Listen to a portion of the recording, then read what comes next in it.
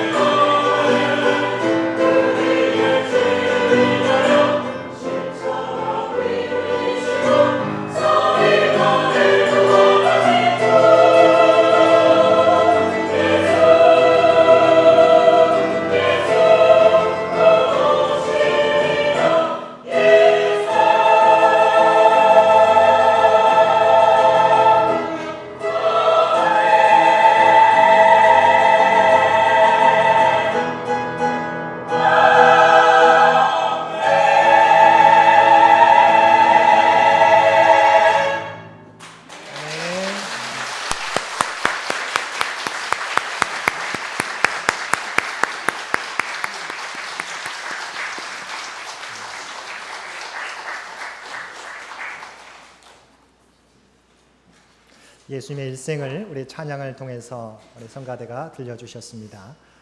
우리 수고해 주신 성가대원들 감사를 드리고요. 우리를 위해서 죽으셨다가 부활하신 우리 주님께 모든 영광을 올려드릴 수 있는 저와 여러분 되시기를 바랍니다. 교회 창립 93주년 기념주일과 부활주일 감사 예배로 함께 모여 예배드리는 우리 모든 성도들과 교회학교 어린이들과 학생들 가운데 하나님의 놀라운 은혜가 충만히 임하시게 되기를 주님의 이름으로 간절히 축원드립니다. 오늘은 교회 창립 93주년 기념주일이면서 우리 주님께서 사망 권세를 이기시고 부활하신 부활주일입니다. 올해 창립주일과 교회 창립주일과 부활주일이 겹친 것은 우리 교회로서는 의미 있는 일이라 생각합니다. 교회의 존재 목적이 복음 전파와 하나님의 사랑을 세상 가운데 증거함으로 하나님 나라를 준비하는 것인데 우리 창립주일과 부활주일이 겹치면서 우리 교회가 감당해야 될 사명이 무엇인지 분명해지기 때문입니다. 주님의 부활은 하나님께서 우리를 구원하시기 위하여 예정하신 하나님의 계획입니다. 예수님은 나실 때부터 하나님의 신비 가운데 태어나셨습니다. 보통 육신의 방법으로 나지 아니하고 성령에 의해서 동정녀 마리아에게서 태어나셨습니다. 그리고 그의 일생 동안 하나님의 아들로서 많은 기적을 행하셨습니다. 물로 포도주를 만드셨고 보리떡 5개와 물고기 2마리로 5,000명을 먹이고도 12광주리를 남기셨습니다. 12의 혈루병 걸린 여인을 비롯하여 문둥병자 또한 귀신 들린 자 등 각종 병자를 고쳐주시고 죽은 나사로도 다시 살려주셨습니다. 풍랑도 잔잔케 하셨습니다. 마지막으로 그의 일생을 마치실 때에도 우리를 위하여 십자가에 달려 죽으셨다가 사흘 만에 부활하셨습니다. 그런데 이런 하나님의 구원 계획을 믿지 못하고 주님의 부활에 대해서 의심하는 많은 사람들이 있습니다. 어떤 사람들은 제자들이 예수님을 너무나 사랑했기 때문에 주관적인 심리 현상으로 부활하신 예수님을 보게 되었다고 이야기합니다. 물론 사람의 슬픔이 극에 달하면 심리적으로 환상을 볼 수 있습니다. 그러나 고린도전서 15장 5절 이하에 보면 시몬 베드로가 예수님을 만났고 11제자가 예수님을 만났고 또한 그 후에 500여 형제들이 부활하신 예수님을 일시에 만났다고 성경은 기록하고 있습니다. 많은 사람들이 일시에 한꺼번에 환상을 볼 수 있다는 것은 어불성설입니다. 또 어떤 사람들은 부활을 영적으로만 해석하고 부활을 실체적 사실로는 인정하지 않으려는 사람들이 있습니다. 만일 그렇게 된다면 기독교는 사실을 떠난 가공의 논리에 선 종교로밖에 말할 수가 없을 것입니다. 그리고 예수 그리스도의 부활이 거짓이었다면 초대교회 스데반 집사를 비롯해서 많은 순교자들이 거짓을 위해서 목숨을 버린 것이 되는 것입니다.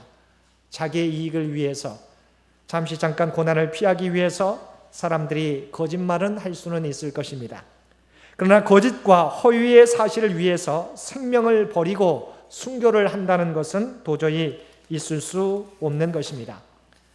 그럼에도 불구하고 만일 그리스도가 부활하시지 않으셨다면 어떤 일이 일어나겠습니까?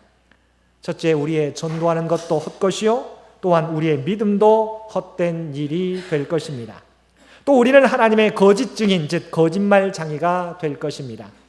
고린도전서 15장 14절과 15절 말씀입니다.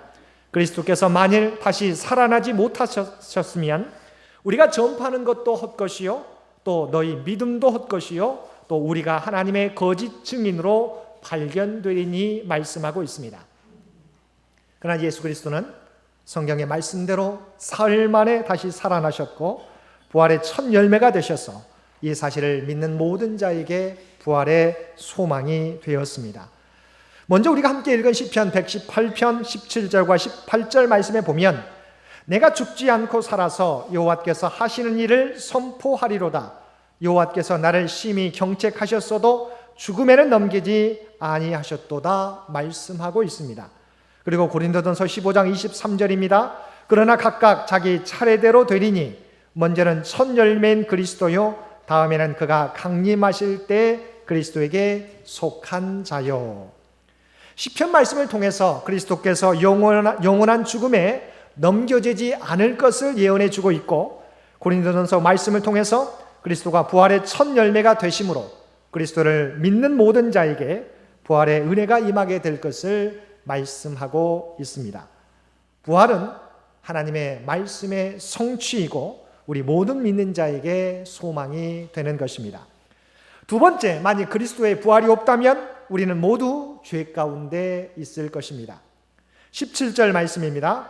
그리스도께서 다시 살아나신 일이 없으면 너의 믿음도 헛되고 너희가 여전히 죄 가운데 있을 것이요. 우리 주님께서는 모든 사람이 죄를 범하여 죽을 수밖에 없고 심판받을 수밖에 없기에 우리를 죄에서 구원하기 위해서 우리를 대신하여 십자가에 달려 돌아가셨습니다. 그러나 만약 주님께서 우리를 위하여 죽으셨어도 다시 부활하시지 않으셨다면 우리는 여전히 죄로 말미암아 영원한 형벌을 기다리며 살아갈 수밖에 없는 것입니다. 그러나 우리 주님께서 십자가에서 우리의 죄값을 치르시고 사흘 만에 부활하셨습니다. 바로 죄와 사망 권세를 이기셨음을 우리에게 보여주시는 것입니다. 로마서 4장 25절 말씀입니다. 예수는 우리가 범죄한 것 때문에 내 주이 되고 또한 우리를 의롭다 하시기 위하여 살아나셨느니라. 아멘. 주님의 부활로 우리의 주홍 같은 붉은 죄가 흰 눈과 같이 깨끗이 씻어졌음을 우리에게 확증해 보여주시는 것입니다. 세 번째, 만일 부활이 없다면 모든 사람 가운데 그리스도를 믿는 우리가 가장 불쌍한 사람들이 될 것입니다. 19절 말씀입니다. 만일 그리스도 안에서 우리가 바라는 것이 다만 이 세상의 삶뿐이면 모든 사람 가운데 우리가 더욱 불쌍한 자일이리라. 부활이 없고 이 세상이 전부라면 이 세상의 즐거움을 누리지 못하는 우리 그리스도인들이야말로 불쌍한 사람이 될 것이라고 하는 것입니다. 어제가 비바람이 쳤다가 오늘 날씨가 풀렸는데 많은 사람들이 이 주말을, 황금 같은 주말을 즐깁니다. 근데 우리 그리스도인들은 이 주말에도 주님 전에 나와 예배드립니다. 만약 이 세상이 전부라고 한다면 이 그리스도인들만큼 어리석은 자는, 불쌍한 자들은 없을 것입니다. 그러나 우리 주님께서 부활하셨기에 그 사실을 믿지 못하는 사람들이야말로 어리석은 사람들이 되는 것입니다. 왜냐하면 그들은 주님의 부활을 모르고 이 세상이 전부인 것처럼 이 세상의 쾌락을 추구하며 살아가다가 영원한 형벌을 피할 수 없기 때문입니다. 우리 주님께서는 죽으신 지 사흘 만에 다시 부활하셨습니다. 그리고 주님을 믿는 우리도 죽음으로 끝나는 인생이 아니라 주님과 더불어 영원한 생명을 누리게 되는 것입니다. 그러므로 우리의 믿음은 헛되지도 죄 가운데 있지도 불쌍하지도 않는 것입니다. 그럼 우리가 이 부활의 믿음으로 살아가게 될 때 우리에게 어떤 은혜가 임하게 됩니까? 첫째는 우리 마음에 평화가 임하게 됩니다. 부활하신 주님이 제자들에게 나타나시면서 처음으로 하신 말씀은 바로 너희에게 평강이 있을지어다 였습니다. 두려움과 걱정 가운데 숨죽이며 살아가는 제자들에게 주님은 주님의 평안을 약속해 주셨습니다. 죄와 사망의 권세를 이기시고 부활하셨기에 그리고 또한 믿는 우리에게 죄의 사함과 부활과 영생을 약속해 주셨기에 우리는 그 무엇도 더 이상 두려워할 필요가 없는 것입니다. 두 번째, 참된 사명이 생기게 되었습니다. 예수님이 말씀하시기를 아버지께서 나를 보내신 것 같이 나도 너희를 보내노라고 말씀해 주셨습니다. 우리가 주님의 부활을 경험하며 살아갈 때 우리에게는 분명한 사명이 있습니다. 그것은 다름 아닌 부활하신 주님의 증인되는 사명입니다. 우리 주님께서는 죄와 사망의 권세를 이기시고 부활하셨기에 그 소식을 알지 못하고 여전히 두려움과 걱정 가운데 살아가는 세상의 많은 사람들에게 우리는 승리의 소식을 전하며 그들을 주님께로 인도해야 하는 것입니다. 그래서 주님께서, 부활하신 주님께서 마지막 우리에게 맡겨주신 사명이 무엇입니까? 마태복음 28장 19절과 20절 말씀입니다. 너희는 가서 모든 민족을 제자로 삼아 아버지와 아들과 성령의 이름으로 세례를 베풀고 내가 너희에게 분부한 모든 것을 가르쳐 지키게 하라고 명령해 주셨습니다. 주님의 부활을 믿고 사는 저와 여러분에게는 부활의 증인으로서 살아갈 사명이 주어진 것입니다. 세 번째, 부활하신 예수님을 만난 제자들은 성령을 받게 되었습니다. 부활하신 예수님께서는 제자들을 향하여 숨을 내쉬며 성령을 받으라고 말씀해 주셨습니다. 그리고 그들이 마가의 다락방에 모여 성령을 기다릴 때 성령 충만함을 입게 되어서 이전과는 전혀 다른 사람이 되었습니다. 그때 성령 충만 받게 될 때 그들은 더 이상 두려워하지 않게 되었습니다. 더 이상 주님을 부인하지 않게 되었습니다. 더 이상 달아나지 도망가지 않게 되었습니다. 성령을 받으면 능력의 사람이 됩니다. 성령을 받게 되면 열심히 있는 사람이 됩니다. 성령을 받게 되면 우리가 담대한 사람이 됩니다. 성령을 받게 되면 주님의 모습을 닮아가게 됩니다. 우리는 연약하지만 우리 가운데 계시는 성령으로 말미암아 우리는 이 세상을 이기고 주님께서 맡겨주신 사명을 감당할 수 있는 것입니다. 네 번째, 성령께서 영원토록 우리와 함께 주신다는 것입니다. 마태복음 28장 20절 하반절에 보게 되면 우리에게 사명을 맡겨주시면서 또한 이런 약속을 해주셨습니다. 볼지어다 내가 세상 끝날까지 너희와 항상 함께 있으리라. 부활하신 주님께서 승천하시면서 우리에게 성령을 보내셔서 세상 끝날까지 우리와 항상 함께 해주시겠다고 약속해 주셨습니다. 우리는 이 땅에 살아가게 될 때 가족이 있어도 친구가 있어도 성도들이 있어도 혼자 감당해야 하는 일들이 있습니다. 그럴 때 우리는 외롭기도 하고 너무 힘들 때가 많이 있습니다. 근데 주님께서는 세상 끝날까지 우리와 언제나 함께 해주시겠다고 약속해 주셨습니다. 그리고 그 성령께서는 우리가 마땅히 기도할 바를 알지 못할 때에도 말할 수 없는 탄식으로 우리를 위해 기도하신다고 말씀해 주고 있습니다. 부활하신 주님께서는 우리를 떠나신 것이 아니라 우리에게 성령을 보내주셔서 영원토록 우리와 함께 해주시고 우리를 인도해 주시는 것입니다. 이처럼 우리에게는 영원토록 우리와 함께 동행하시는 성령님이 계시는 것입니다. 이 은혜가 부활의 주님께서 저와 여러분에게 주시는 은혜입니다. 부활의 사건은 과거의 사건만이 아닙니다. 언제든지 그리고 누구에게든지 주님의 부활을 믿는 자에게 주시는 현재적 하나님의 은혜의 사건인 것입니다. 부활하신 예수님을 만난 사람은 삶 속에서 주님과 동행하고 삶으로 주님을 증거하는 삶을 살아가게 되는 것입니다. 부활하신 주님을 만난 사람은 절망 가운데서도 소망의 사람이 됩니다. 슬픔 가운데서도 기쁨의 사람이 됩니다. 불안 가운데서도 평안의 사람이 됩니다. 질병 가운데서도 주님을 의지하는 사람이 됩니다. 죽음을 맞닥뜨려도 부활의 소망을 가지고 승리하는 사람이 됩니다. 우리 주님은 진실로 부활하셨습니다. 이제 우리의 남은 생애를 통해서 부활하신 주님과 하나님의 사랑을 이 세상에 증거하며 살아가는 부활의 증인으로 살아가시는 우리 모든 성도님들 되실 수 있게 되기를 주님의 이름으로 간절히 축원드립니다. 함께 기도드리겠습니다. 사랑하니가 충만하신 아버지 하나님, 죽을 수밖에 없는 우리 모두를 주님의 십자가 은혜로 우리의 죄를 속해 주시고 부활하셔서 부활의 소망이 되신 것 진심으로 감사드립니다. 주님의 십자가와 부활을 통하여 구원받게 된 저희들, 이제는 이 땅에서 그 은혜에 합당하게 살아갈 수 있도록 주여 도와주시옵소서. 부활신앙으로 살아가되 또한 아직도 주님의 부활을 알지 못하는 세상 사람들에게 부활을 전함으로 부활의 증인된 삶을 살아감으로 아버지 그들을 주 앞으로 인도해낼 수 있는 많은 영혼들을 생명으로 영생으로 인도할 수 있는 우리 모두가 되게 하여 주옵소서. 이 모든 간구 우리를 구원하여 주신 예수님의 이름으로 간절히 기도드리옵나이다. 아멘.